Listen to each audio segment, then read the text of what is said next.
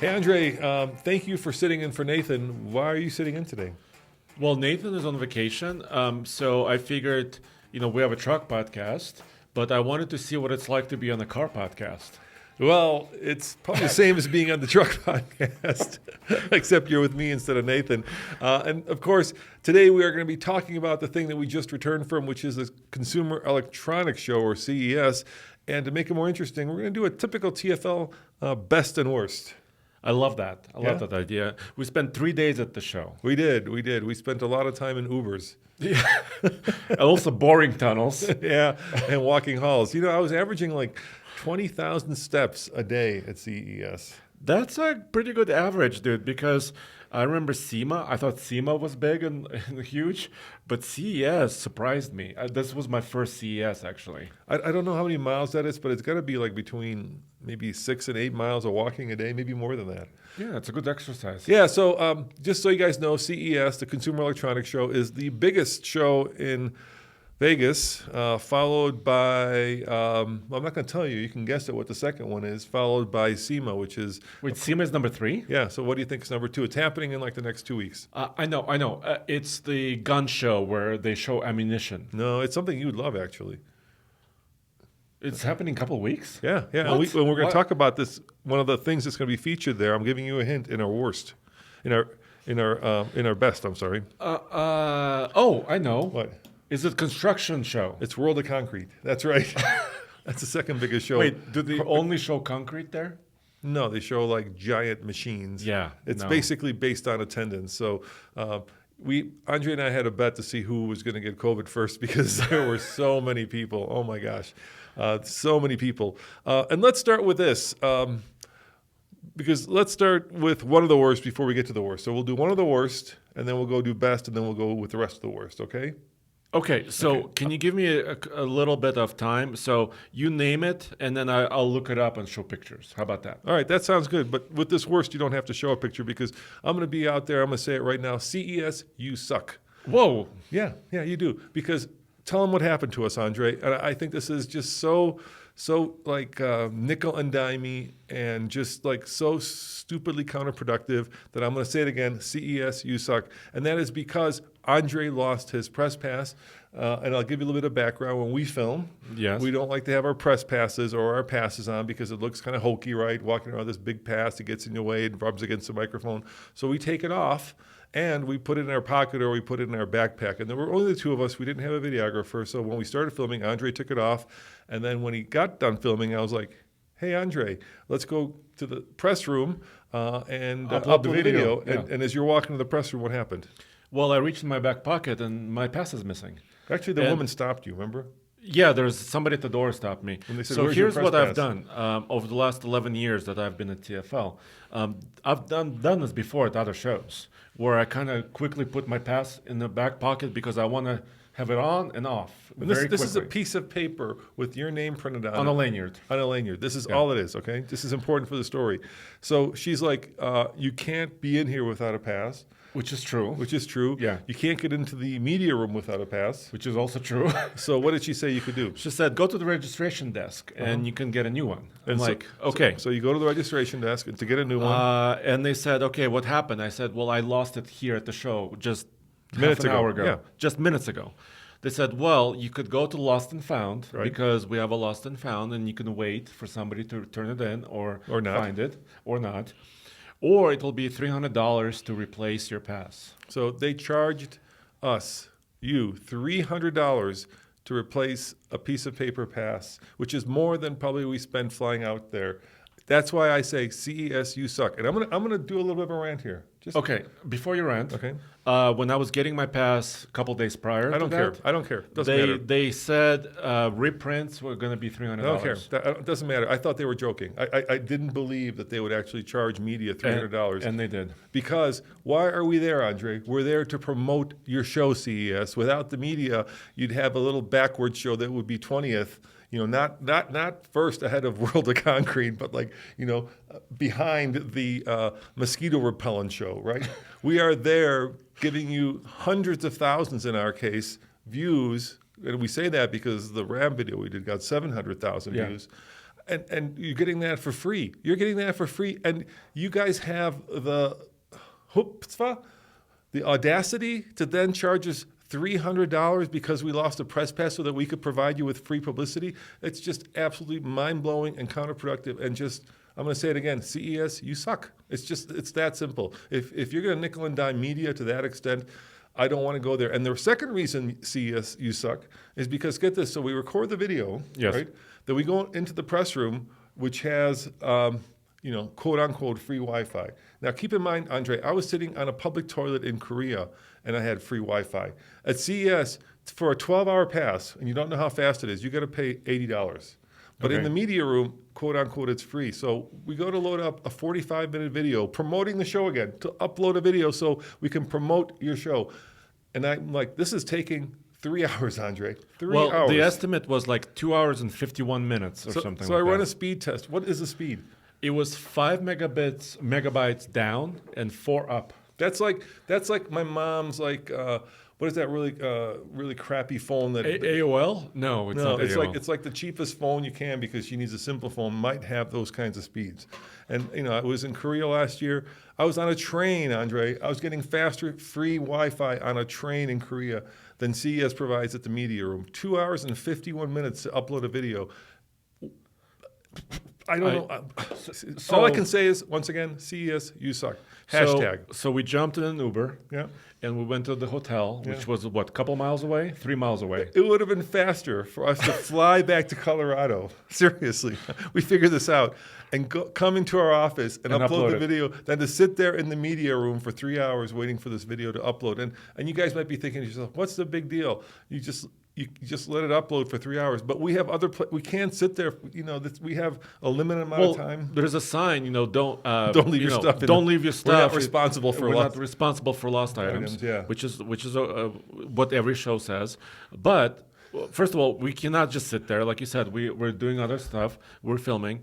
And we also tried, by the way, our phones. So we're like, oh, we have 5G here, right? So that's perfect. But you Let's got upload a video. 50,000 people who also have 5G. Yeah, and it was the same time on 5G as with this Wi-Fi. Yeah, so I'm just like I say, but I'm just taken aback by the stupidity of it all. And the money hurts, but the stupidity hurts even more because this is the Consumer Electronics Show, not World of Concrete. And you would think at any show where they would understand the value of Wi-Fi and the value of publicity and the value of having the media there, it would be the Consumer Electronics Show. But apparently, no. So once again, hashtag CES, you suck.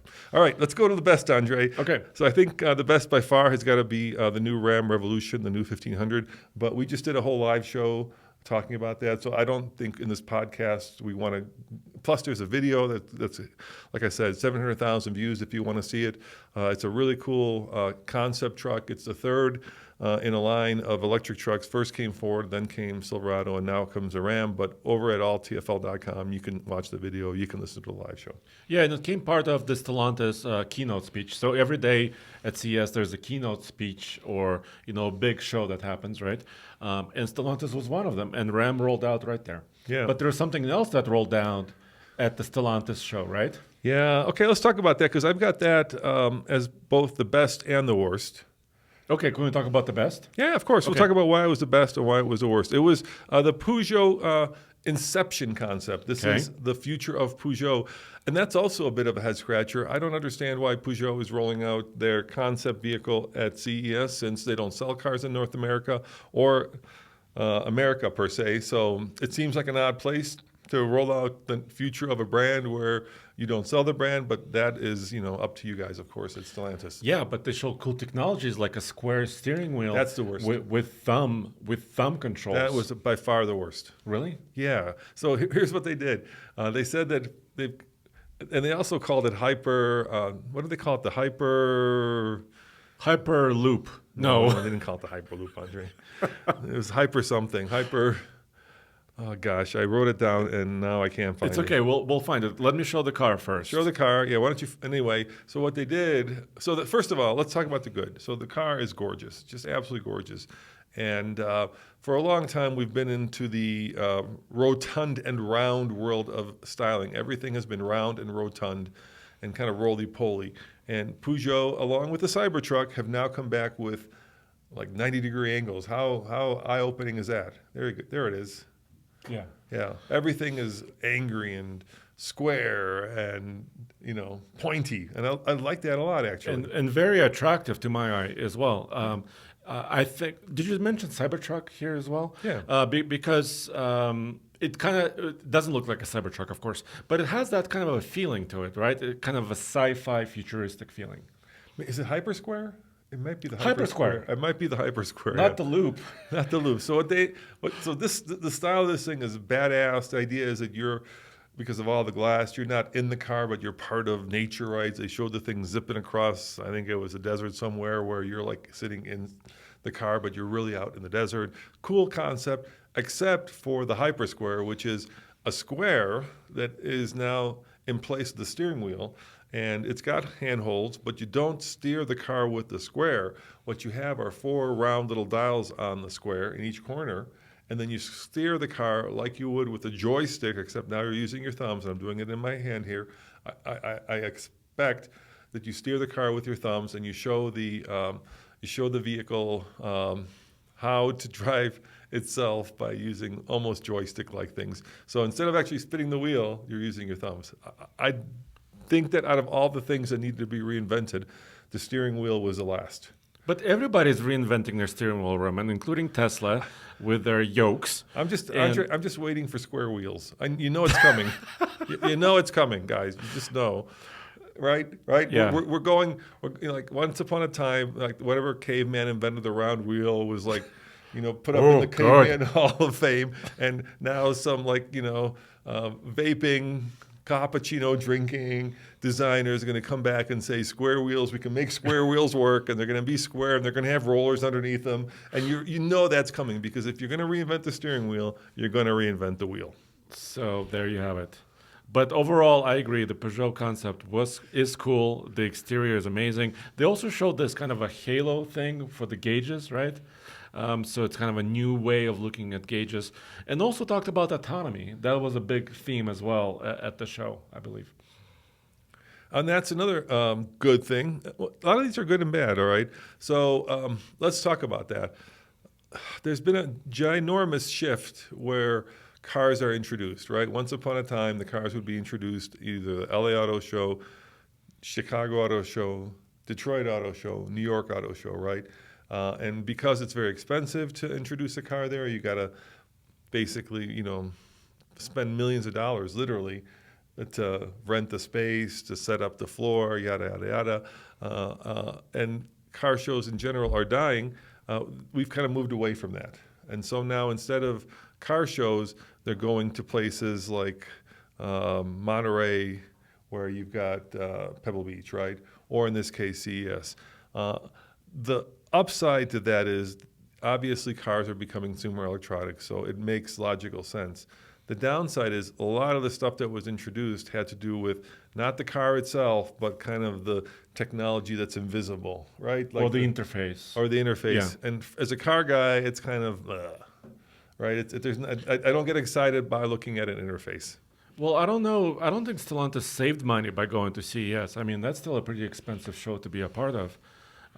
But it is a consumer electronics show. And Ram, of all people, showed their vehicle there as well. So Ram, traditional truck manufacturer, it was kind of surprising, but they did say that the truck is full of technologies, and they talked about how those technologies relate to people. And they also showed a squarish, not a square, but a squarish steering wheel that will fold away into your dashboard when the truck, or maybe even the car like this Peugeot, will drive itself. So that's the bad part about turning CES into a car show. It's a lot of the stuff there isn't very visual or isn't very exciting in terms of like what the car guy in me wants to see, right? We want to see like new car concepts or a new car introduction. New powertrains, something like this. And there was none of that there. There were concepts. There were 2. The Peugeot, actually 3 or 4. Okay, so 4 concepts, but no real cars. And let's face it, concepts can or cannot be made eventually. Yep. The good news, the best part of that was when I used to go to CES, the cars were spread out throughout the whole show. And unlike SEMA, it's in all of Vegas, right? So there's different keynotes at different days at different hotels. Different and it's locations, Different yeah. locations. Now they've put all the cars into a car hall, and that's really nice.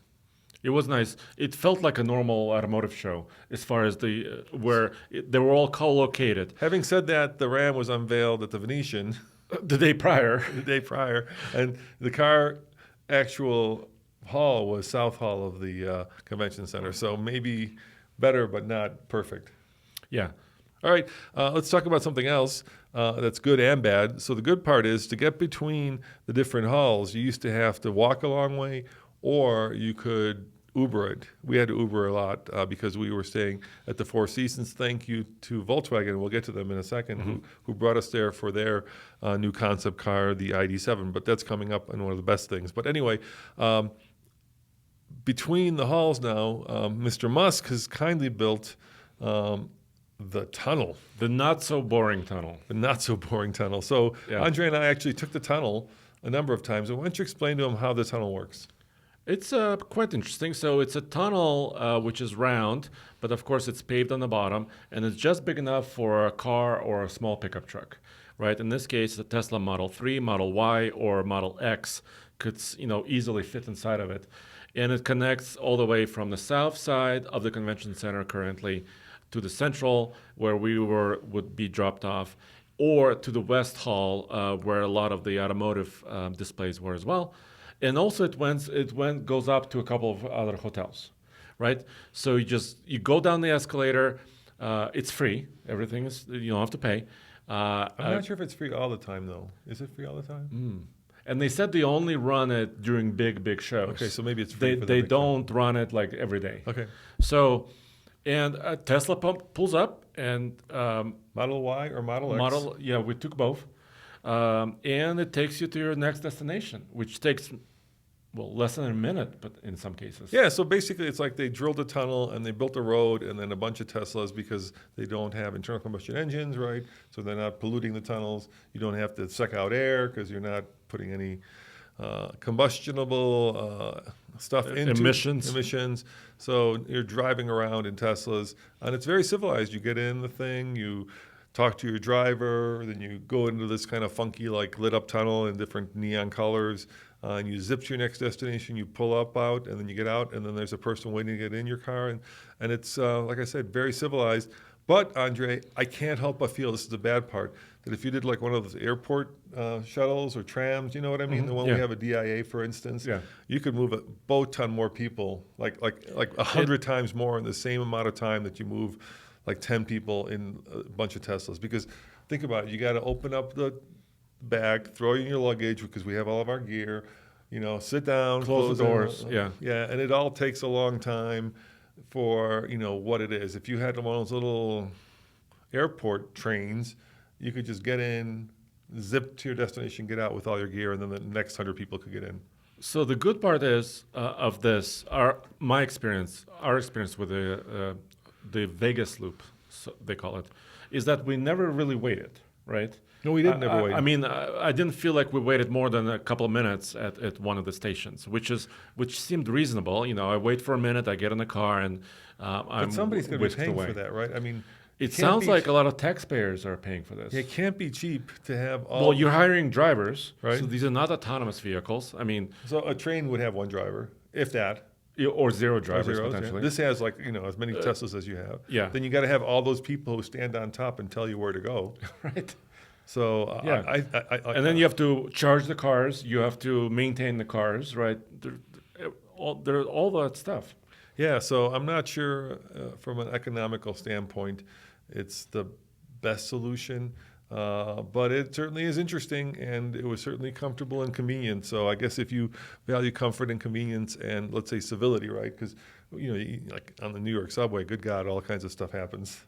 But in the Tesla, it's a controlled environment. It's you and your friend probably, or friends. Yeah, exactly. So you feel like you're being whisked away in quiet comfort in a very special car. And they said Vegas approved 16 miles of tunnels already. So the vision for this tunnel system is that it would also go to the airport. So you'll have an option when you get to the Las Vegas International Airport that you can also use this loop to go to a hotel or the convention center. Hey, Andre, we're 20 minutes into this podcast. You know what it's time for? Is it time for me to take a drink? That could be, but it's time for a word from our sponsor. So we'll be right back. Okay, Andre, we're back, and let's go to the next best on my list. And that, of course, has to be the fact that Mercedes announced that they're building out their own a la Electrify America charging network. I think they said 10,000 chargers altogether. Yeah, but they're not using Electrify America, are they? No, they're doing their own. And they actually learned lessons from Electrify America. Guess what? They're going to have canopies, Andre. So when it rains or snows, you don't stand there in the elements while you're charging your car, which is not a great idea when it's raining, putting a lot of power into your car. Yeah.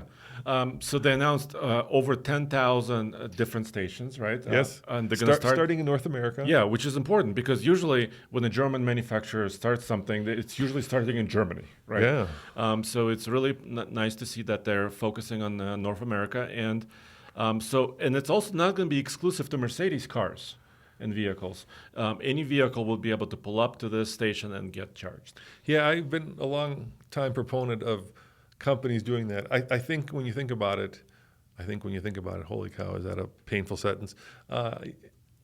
If Tesla did it and they're directly with the Model S and the Model X competing with Mercedes, in a way, Mercedes had to do it, right? Because you want this bespoke experience, part of which is charging your vehicle, not having to stand out there with the rest of the masses, but actually feeling like, there's this network that you can use to charge up your vehicle. And if Tesla's doing it, and if Mercedes wants to seriously compete against Tesla, they have to do it. It would be like, I don't know, having a restaurant that competes, but you don't serve hamburgers and you're competing against hamburger restaurants. It'd be weird.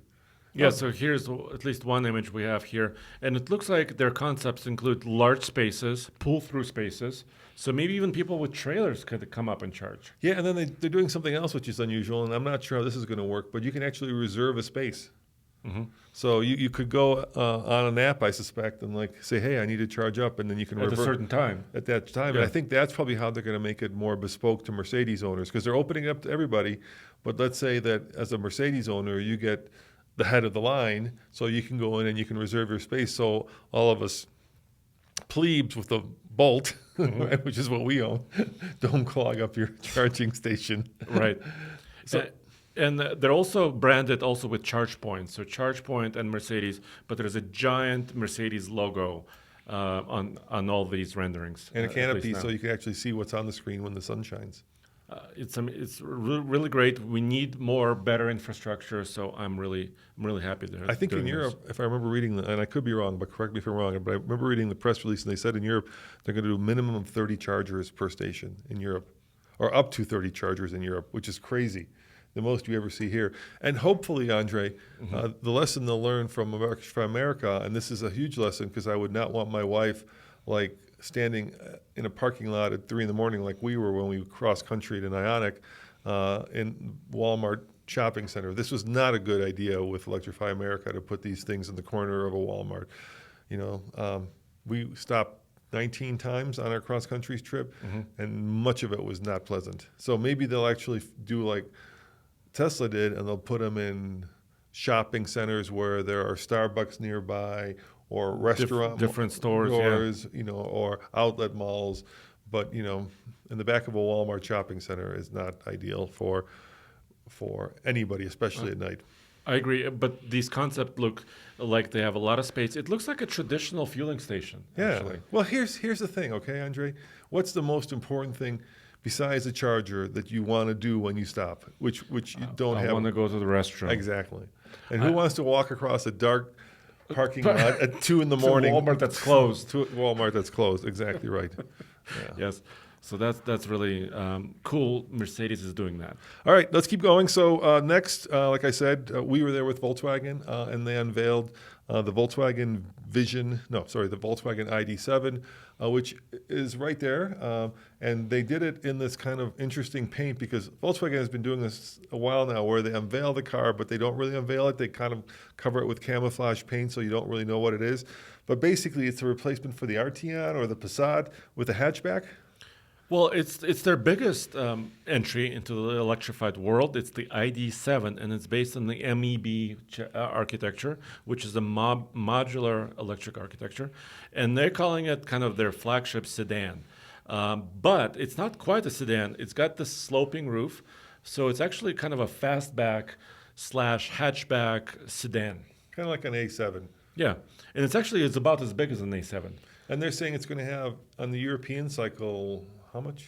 So WLTP, right? That's what it's called. 700 kilometers, which translates to miles about 435. Which would put it up there with the Lucids of the world. Lucids of the world, and probably not as expensive as the Lucids of the world. You know, those things start at about 130 right now, since they don't have their base ones yet. Yeah, so this is, they didn't quite say 2024, but most people are pegging this as a kind of a next year, model year model. We should see it without its camo. But the camouflage was actually quite interesting. It kind of blew my mind. It's 40 layers of paint, some of it luminescent, and you can actually add current to it and actually have it light up. And they had like 22 different panels of different colors. Yeah, and then I was curious when I did the video, and once again, alltfl.com if you want to see that video, if you want to get an up close and personal look at it. Where was the ID 5, 6, right? Because this is a 7, and then somebody wrote in the comments that there's an ID 6 in Japan. I'm not Japan, China. China, yeah. So I guess I was unaware that there were other IDs in other parts of the world. Well, so the Europe has ID3, right? Which is kind of like a golf size VW Golf, and I wish they brought it here, but they don't. ID4, of course, we have, and many other regions have. ID7, they said, is going to be global vehicle, so it's going to be in Europe, in Asia, and also North America. So once again, I'm not too sure about how well, let's say a Passat / Arteon, is it Arteon? Yeah, Arteon replacement that's electric will sell. Sedans aren't really selling. Coupes aren't really selling. Crossovers are selling, but they already have a crossover in the ID4. And I think one of the best things out of the entire show was something that wasn't even shown at the show, but something that we did a video on because you were really interested in it, and that is the ID Buzz. You want to tell them about that? Yeah, ID Buzz. So I've seen it kind of from a distance. That's the van. It's the van. It's the new bus, right? Buzz. And I've never been able to crawl into it and see it up close and personal. So I was very excited. Got a chance to do it. We have a full video about this published, once again, alltfl.com. And I was quite impressed. And I think what I wish what they would be doing is, well, I appreciate the ID7, right? It's a cool sedan that a lot of people may need. But, they already teased us with the ID Buzz. Show us the American version of it, the US spec, and let's get it in production. Like, I can't wait for the Buzz to actually enter production so we can actually buy it, so we know how much it costs. Because it was really cool to be inside of it, really spacious, really roomy. I will make a bold prediction, Andre, and we can fact check this a few years from now. The ID Buzz will outsell the ID7 10-1. So do you want to get back 2 years from now? Yeah. And so for every this? 10,000 of those they'll sell 100,000 of the ID Buzz. I don't know. I mean, I would second that. I think the ID Buzz would be a lot more popular. It's got kind of a retro classic cool style. It's got utility. Families would love that. I love that. It had a hitch. You could hook up a trailer to that. So I think the Buzz would be very popular, and I just hope they can build as many as possible. All right. Speaking of funky paint colors, there was another vehicle that was unveiled and introduced at CES, and that is, of course, the iVision D. Design, what do the two E stand for? It's a BMW. Digital emotional experience. Yes. So this is a shape-shifting, well, not really, color-shifting BMW. Want to tell them about it? Yeah, so we have a couple pictures behind me of this car concept. First of all, it introduces kind of a new styling for the VW brand. It is a concept vehicle. But you know how the dual kidney grille, right? Now it stretches all the way across the vehicle. There's kind of vertical LED lights in the front to kind of identify it as a car. But then they added these, once again, powered color-changing panels that you could change color, almost instantaneously on this vehicle, which I think James Bond would love. If I was James Bond right now, I would want this car. Just don't get it shot by a bullet or hit in the side, because taking it to your local repair shop and getting that No, panel but you fixed know, is you know going to what be I mean. Like quite the. you pull up and it's all black, right? Yeah, and then you make it yellow and you drive away and nobody recognizes you. Yeah, good point, Andre. Well, I don't know. But what do you guys think about this style? Let us know. Check it out on alltfl.com. I think I would welcome this styling. If BMW built this style, I know this could be really, really expensive to make it color shifting. But overall, the style I like. Yeah. I mean, it looks like a body in white, right? Which is what a car would look like before it's actually finished. So it looks like a design concept, which it is. All right. Before we keep going to the worst, let's have a word from our sponsor, TFL Boat, Andre. TFL Boat. Yes, TFL Oh, is that Boat. something new? Andre and I were mulling about starting TFL Boat because two of the coolest things we actually saw at CES had nothing to do with cars or at least not traditional automation, and that was a boat and a massive Caterpillar truck. You want to tell them about the boat? Because you were the most excited. You're the boat guy in this room. Well, yeah. So here's a little bit of backstory. When I met my wife before we were married, she grew up near and at the Navajo Reservoir in New Mexico. So she was a huge boating enthusiast. And She water skis, right? she water skis. She did, water skis in high school and before high school, etc. Yada yada yada. So she got me into boating. So then in 2004, so about 19 years ago, we purchased our ski boat. So I've been kind of in that world, even though Colorado, we don't have a lot of water here. I don't know if you've noticed. We are landlocked, yes. And we also have a lot of cold months where we don't. We do have the most certified scuba divers. That's interesting. Interesting. Why we have the most scuba divers but no water. Active state, a lot of young, youthful boarding / skiing / running / biking people who also like diving. Anyway. So I appreciate anything with a motor, right? So I loved, kind of perusing different boats and looking at them at the marinas and dreaming about what may be. So here we are at CES 2023, and there's a giant Sea Ray, which is kind of this cabin cruiser. In the Brunswick stand. And yes, it's 37 feet long. It's their new 370 model, and it's got dual V12s on the back. Wow. 2 V12 engines. So it's actually powered by outboard a W24. motors. Yep. So we had to learn more, but it turns out what they were showcasing is like the latest interface system, right? Once again, it's CES. It's about the human interaction. But they had the boat there, which was cool. Yeah, we were able to see the entire boat. And a simulator where we could actually try docking it. Yeah, remember we walked into it in the middle of the demo, and I got a little bit It'll make you seasick. Yeah, actually, there's like all around you are screens, and then I think the actual demo moves like it is on water, right? Does it actually, the floor move? I don't know. It felt like it was felt moving. like it moving, yeah. So you really feel like you're on a boat, and you do get seasick, actually. It was pretty cool. But the coolest thing was they had a series of bigger and bigger and bigger outboard electric marine engines, and motors. Yeah. Keep messing that up. Motors are electric, engines are gas. Anyway, and so it was cool to see, battery swappable, bigger than trolling motors, but for the boat fan in your life, and that was kind of fun. And if you want to see that video, it's over. Where do we put that? It's on TFL now. You can check Andre out getting all nerdy in the boats. And then the other cool thing, which was even cooler, was they had a giant Caterpillar truck. Yeah, a mining truck. 777, was that right? Or the 7? Yeah, the 777. Yeah. 100 tons, 120 tons? They're like, well, we asked what the payload is. They're like 100 tons. Oh, and then they're like, oh, it's our smaller one. Right, it's a small one. Yeah. So because they have 797s that are capable of up to 400 tons. And so Andre got to geek out on the biggest truck he's ever at least sat in the cab of.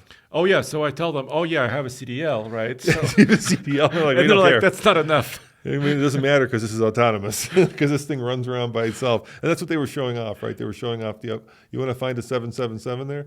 To show them, there it is. There's the video. Well, it's just me standing next to it. So so that's you by the wheels. Yeah, the wheels are way bigger than I am, and it was pretty interesting. It still had the driver compartment, still had the steering wheel and the gas and brake pedals and all that stuff, but it could be operated in autonomous mode, which actually they said they're already running them in autonomous mode in many locations around the world. Yeah. So I was more curious how the hell they got it into the arena, into into the convention center and not. But if you're telling me that in 2 weeks there's going to be World of Concrete, maybe it's going to stick around and wait for the other machines to come up. So can I tell you a story about that? Yes. I went to a show in Washington with Chevy maybe 5-6 years ago. The U.S. Army I don't want to say it because they'll be wrong. Military show. Military show. And I was wandering in the show, and they had all kinds of cool stuff, right? Like personnel carriers and drones and missiles and all kinds of guns. All kinds of vehicles, all right? kinds of cool military stuff, right? And I was like, where are the tanks, right? And so I walk up to a general, and I'm like, dude, where are the tanks? And he looks at me like I'm an idiot. He goes, boy, do you know what your tank weighs? And I'm like, 50 to 100 tons? He goes, that's right. You think you're going to have it on the second floor of the show? Go to the bottom. Go downstairs. Were there tanks down there? They weren't quite tanks, but they were like armored personnel vehicles, which probably still weigh, as much huge as amount, as much as this thing. I don't know how much this thing weighs, but it's a lot. So that's my little interjection there before we get to the worst. So are you ready to get to the worst?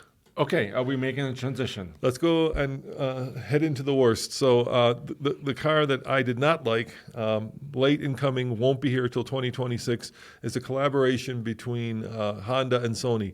I didn't like the name. I didn't like the car. I didn't like the 3,000 people around it. I didn't like the fact that it displays videos on its nose. But what is that car called, Andre? Or the brand, not the car, the brand. The brand is called Sony Afeela. How do you spell it? Afeela. Afeela. Yeah, I feel it. I don't feel it. I don't feel a Afeela. Wait, you're not feeling the Afeela? No, I don't feel a Afeela. There it is. And to me, the design is just like somebody, like a high school kid's version of what a Lucid Air should look like. You see what I'm saying? It's just kind of roly-poly, no character lines, and that front part right there. It's a screen, actually, right? Yeah, the front part where you normally you'd have like the Afeela logo is a screen, and they were showing Spider-Man on it. Do I really need the front of my car showing a movie, or worse yet, an ad for the local, if you're in Vegas, strip club, which is what you're going to get, right, when that starts running around. So I was a little surprised by this Yes. introduction. So obviously, Sony and Honda are working together. So Honda is providing some of the, what makes a car, some of the powertrain and some of the body. And then Sony is providing design, electronics, some of the interfaces. Didn't say it had like 45 cameras? Yes, I don't know where you would put 45 cameras, but it's supposed to... I can tell you where you put them in the concept car, which is instead of the mirror. Mirrors, but this is inside, outside. This is like a favorite ploy or design element for designers, where instead of having a rearview mirror, they put a little camera that much more aerodynamic that sticks out on the side and then displays inside. The problem is they're illegal in the U.S., so why they put them on there, I don't know. In the rest of the world, they're legal, like the Honda, the little electric Honda that we don't get, that has those.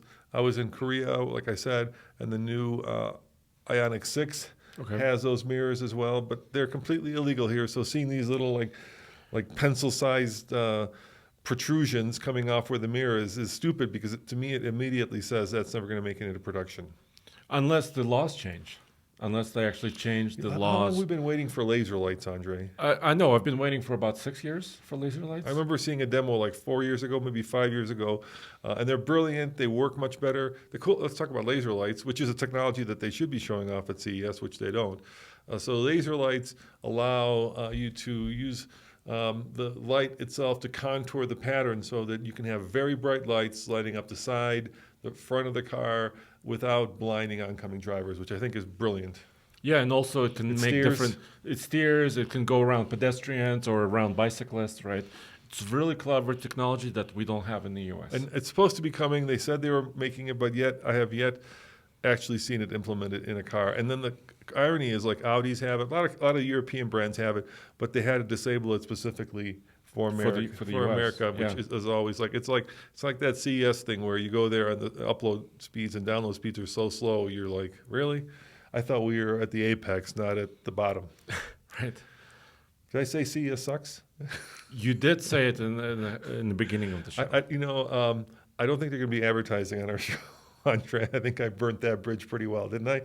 I set it on fire and ran away screaming. There you go. All right. Speaking of advertisers, it's time for another break, Andre. So just have it listen to our latest sponsor, and we'll be right back. All right, we're back, Andre. Sweet. Are you ready to keep going? Yeah. All right. So we went to the Stellantis booth, and Chrysler doesn't have a lot of cars. No, they have a 300C, which is the new V8 powered beast, right? And they have what else? Pacifica, one of my favorite minivans. If I had a favorite minivan, it would have to be the Pacifica. And we met the new CEO of Chrysler. Yeah, that was really cool. Very pleasant, very nice person. And what they were showing was the new Uconnect. Are they calling it Uconnect, the newest version? No, it was kind of their new interior experience. You can see it right there. They call it the Synthesis Cockpit Demonstrator. And as much as I like Chrysler, I kind of felt like that was just, they had to have something there, and so they phoned that in. It just was this weird display of two seats and then a screen in front with no steering wheel. Like you couldn't even see the steering wheel, and a bunch of screens. There was nothing innovative or interesting. I understand that the innovation is inside, but this is the problem I was getting at. Just okay, so you're showing me multiple colored graphs. What am I supposed to take away from that? And then I got yelled at for touching the material. Did you see that? I did. I also got yelled at. I squished the side of the seat because I really wanted to feel their interior design, and they said, "Don't touch it." But so here's where I am in this. So I was a little bit puzzled because, currently the vehicle is recognizable when you see a steering wheel, right? So I was expecting kind of to somehow to incorporate a steering wheel into this concept. But I kind of see what they're doing. They started this on the Grand Wagoneer and the Grand Cherokee, where the passenger also has a screen, right? Not just the driver gauges are there, but also the passenger has some screen. And the latest system is Uconnect 5. This appears to be their latest iteration of that system. But I don't know, it didn't get me excited, or I didn't learn much from looking at it, I guess. Yeah, it just like I said, I think they felt all the other brands were there, right? Because Jeep had their 4xEs, their Peugeot had their... Fiat E was there, the electric Fiat 500. The new Fiat 100E, which they have announced officially was coming, which we sort of kind of could guess at, right? And then, of course, Jeep, like I said, had their 4xEs. Peugeot had the Inception concept, and I think Chrysler didn't want to be left out, so this is what they showed up with. Having said that, Alfa Romeo wasn't there as far as I could tell. No. And Dodge did have their electric the Charger e-muscle. Banshee. Yeah. The Banshee was there. Which was cool, too. So let's keep going. Things that weren't great. Now, this is not a critique of the car. It's just a critique of the fact that what Volvo was there? It was an EX90, their latest electric SUV. Is that what you're talking about? Yeah, so Volvo had their EX electric, but they didn't have a booth. Was it in their booth? We could never figure out. And people have done, people have done videos with it. There's some other channels that have videos of it. But it was there. I think it was also in the Google booth, but there was never any Volvo support around it. So when it was there, I remember I walked up to one of our colleagues, Rady, and he was like, "They won't let me in this thing. They won't open it up."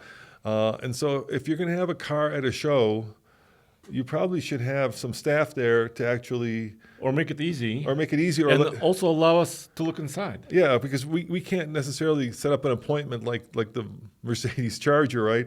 Because we're being torn. I mean, there's a lot going on. We're being torn 80 different ways. So when we walk by it would be nice to actually be able to do a video with it. Now, I think Rady didn't, or maybe he couldn't get a video with it. I know Sophian was able to get a video with it, but it was just weird because I was like, okay, is the thing here because of Volvo? Is it here because of Google? A different company? Yeah. And then the other thing that was weird about it was covered, right? So when we first got there, we did a pre-video when we got there before while they were setting up, and it was completely covered as if nobody had seen it. And as a journalist, we're human too. So, we feel the same things you feel. So we feel happiness if you tickle us.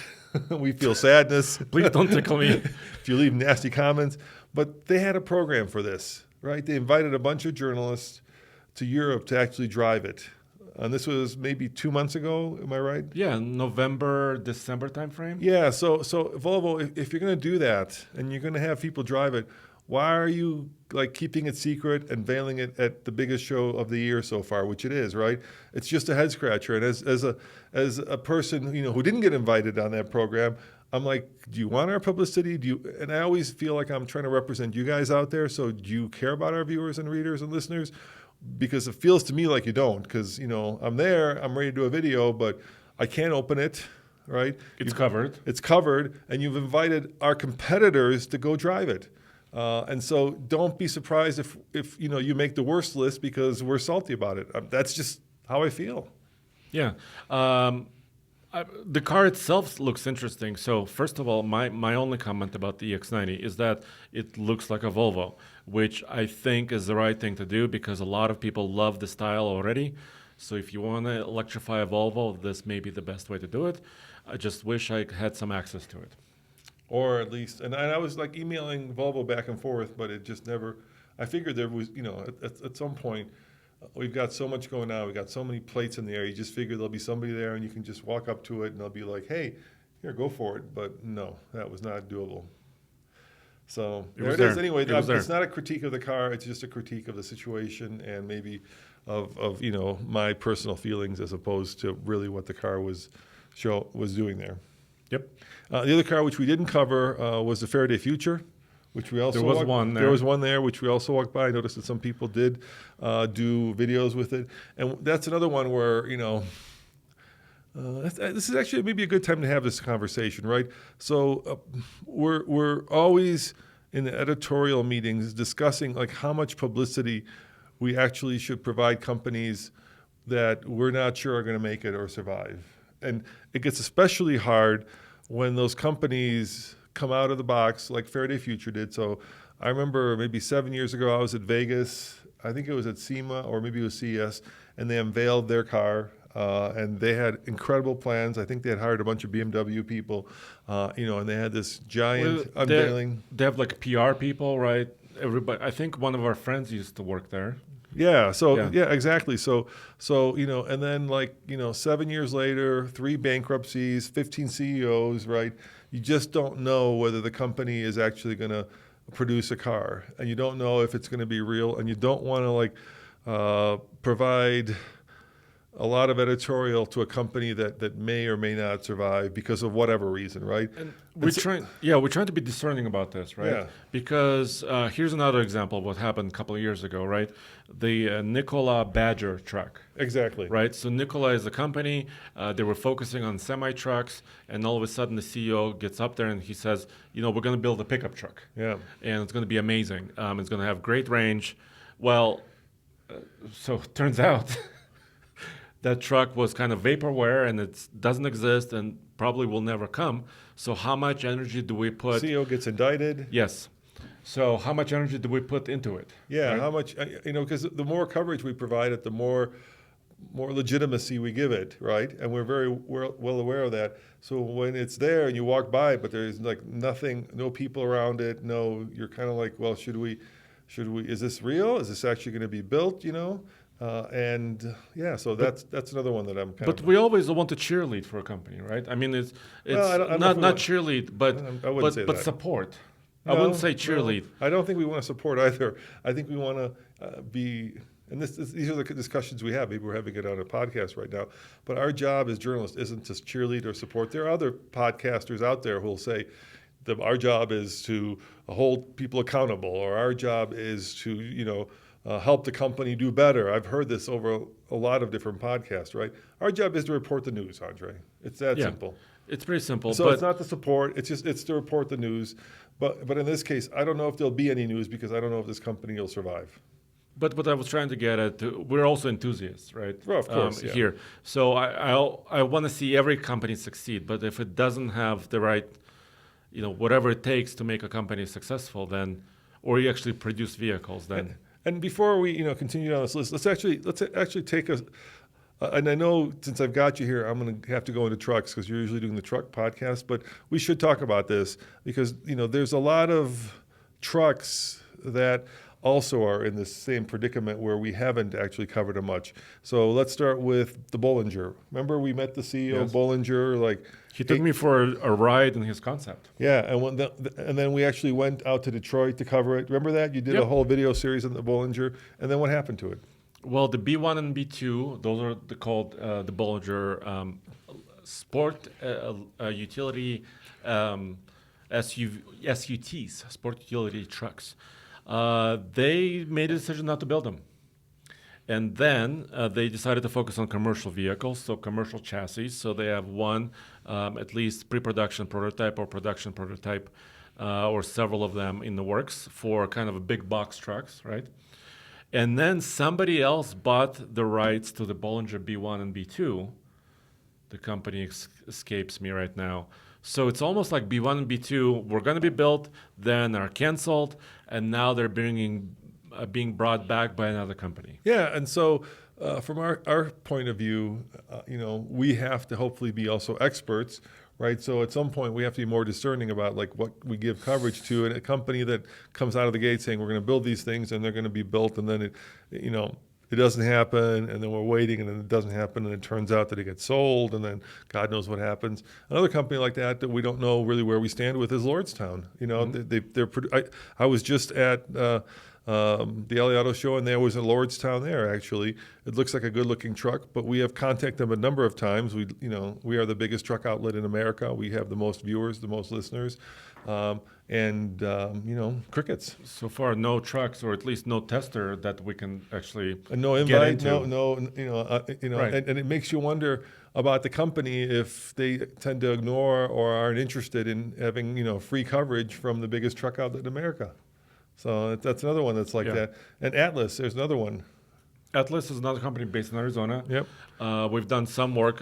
They appeared on the truck podcast. I've talked to the CEO. Yeah. Yeah. But no prototype yet.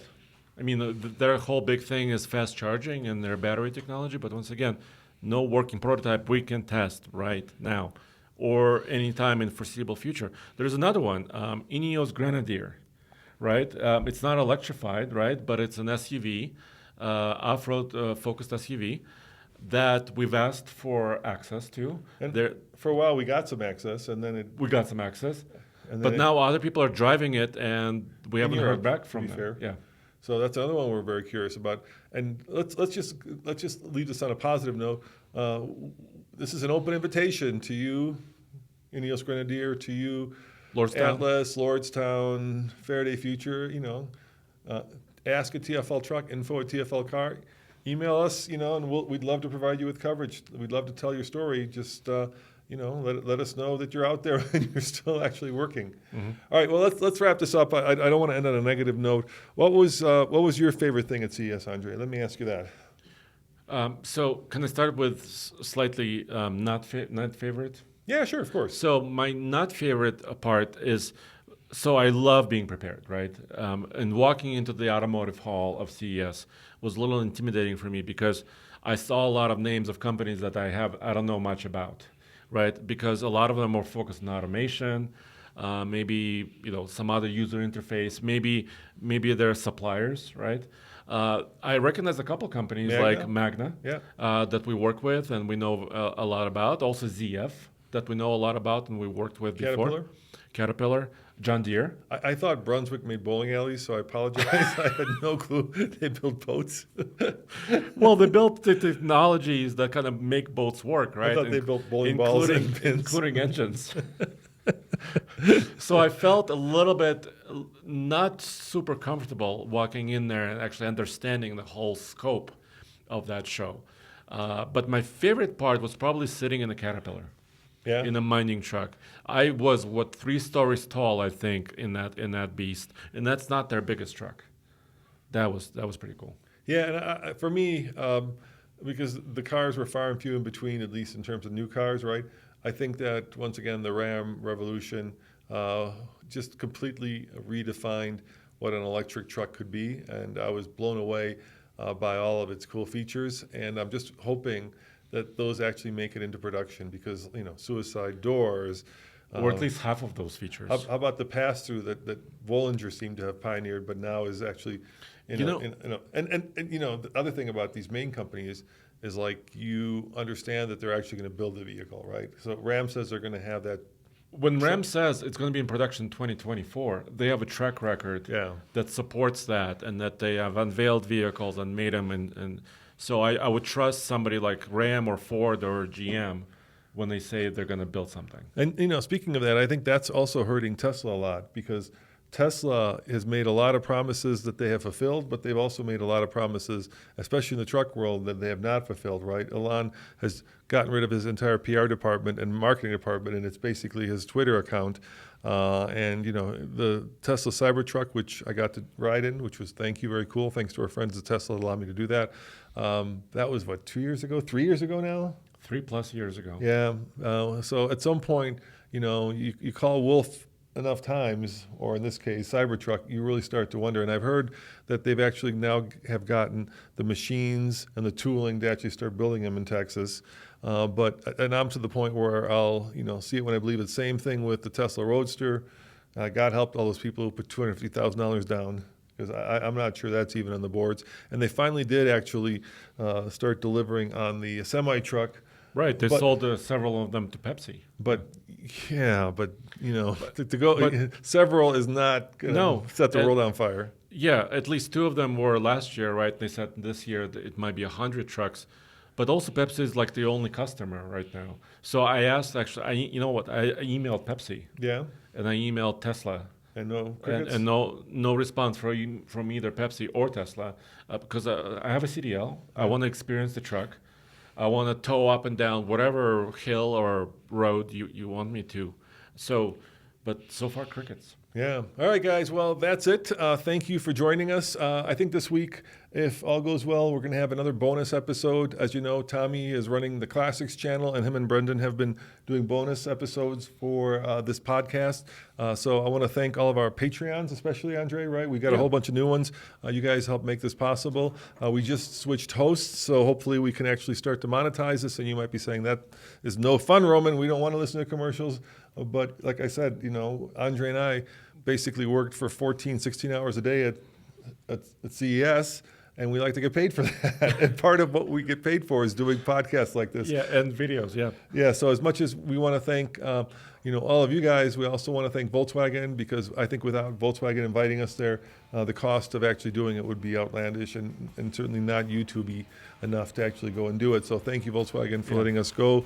And I want to extend an open invitation to Volkswagen to let us drive the ID Buzz, because I'm dying to do that, Andre. Just dying to drive the ID Buzz. Yeah, and actually any company out there, we have our new property, Tumbleweed Ranch. Yes. And we have a facility there now, indoor facility, and also a lot of land. So if you want to come out. It's a barn.